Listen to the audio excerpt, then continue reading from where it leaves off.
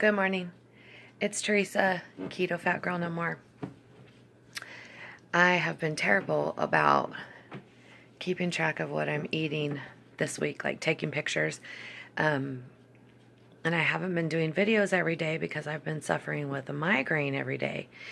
But I do have my macros for yesterday. It was 1,473 calories, 16 carbs, 77 protein, and 115 fat. So I haven't been doing anything wrong. I've just haven't been doing my videos because I haven't been filling up to it. And then I also got my daughter on Wednesday, and I've had her over here visiting me. So I did want to tell y'all one thing that happened this week.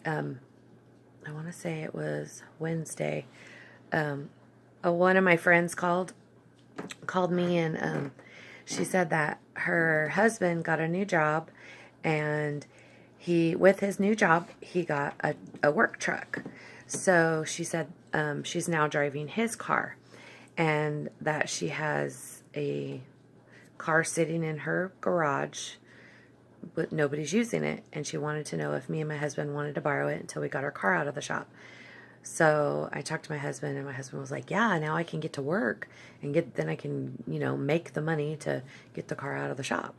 So we told her, yeah, and she came and picked us up yesterday, or she came and picked me up, and I got the car yesterday, and I took it to my husband. So he's not going to work today, but probably on Monday he'll be able to start going back to work. So then hopefully, pray y'all, that in the next week or so he can make the money and get our car out of the shop, and then we can start saving to get the money to get a house. Because it just seems, to be getting harder and harder emotionally and mentally on me, being away from my husband and not having my own place, and not having any privacy, and just everything. And I'm sure I'm getting on my parents' nerves by now. And we're getting along perfectly fine. I adore my parents, and my mom's enjoying me doing her hair and cooking for them, and I'm enjoying spending time with them. But they're older, and they probably want their privacy, and they probably, they're used to having their house quiet all the time, and just them two alone. So, and I totally understand. So just pray we hurry up and get a house so I can get out of their hair. So, but anyways, let me see, what is her name? Alma, I think. I can't remember the name of her channel. It's, I think it's Keto Menopause, something or another. Anyways, she's started a challenge, for June to stay off of the sugars. So I was thinking about it. I didn't even think about it before. I didn't think about doing it because I've been on this way of eating already for almost, let me see, I'm losing count of time. Anyway, since October. So, and I already feel like I've given up so many things. I've gotten them out of my diet, and I never was willing to give up chocolate or coffee, and in the beginning I gave up my Diet Coke, but then I started drinking it again when I started seeing that some people were drinking it. So I figured it was okay, if I didn't drink it all the time. And I used to always just drink a couple a week anyways. I didn't go crazy. Like some people I know drink diet sodas all day long instead of drinking water. I drink tons of water. If I drink a diet soda, I only drink one during the day. But anyways, I wasn't willing to give that up. So I've got a couple left in my case. I think about 3 or 4. So what I'm going to do is drink those.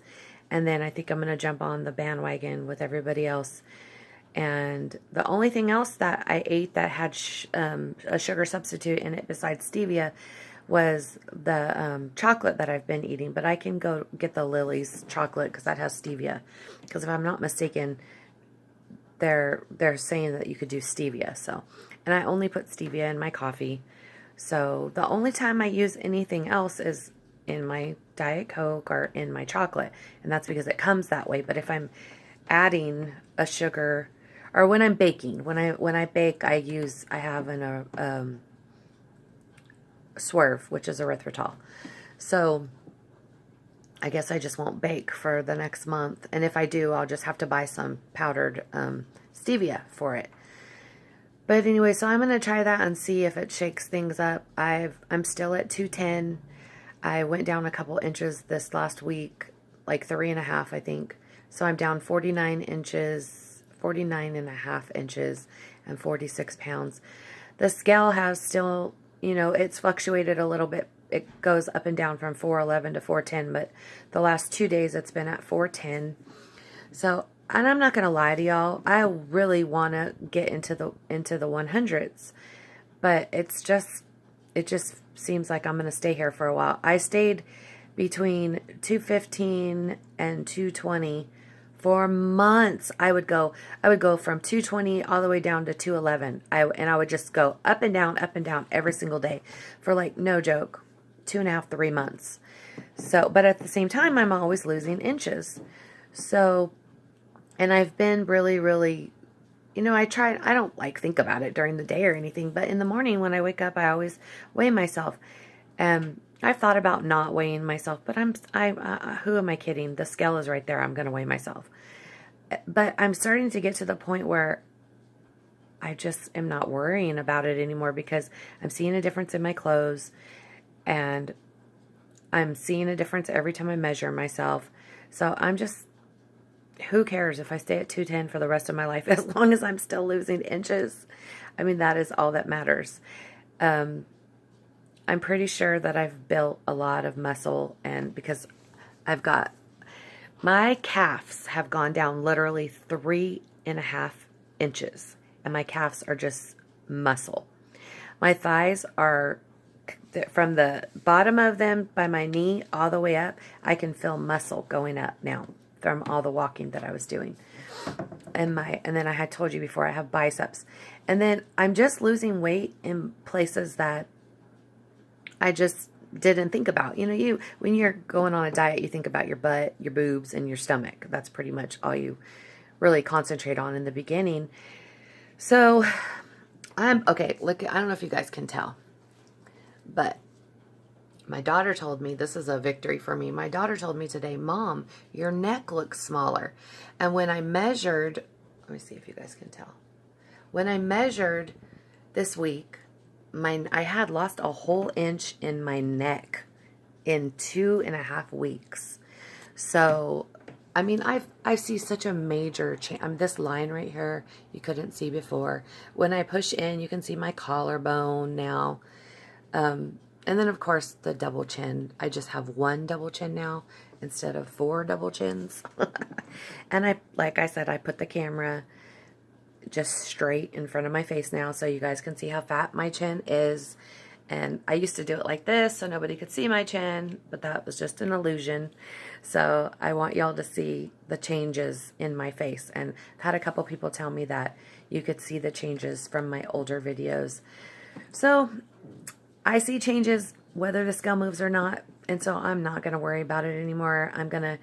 I'll see, what happens this next month with the sugar substitutes out of my diet. We'll see, if I lose even more inches.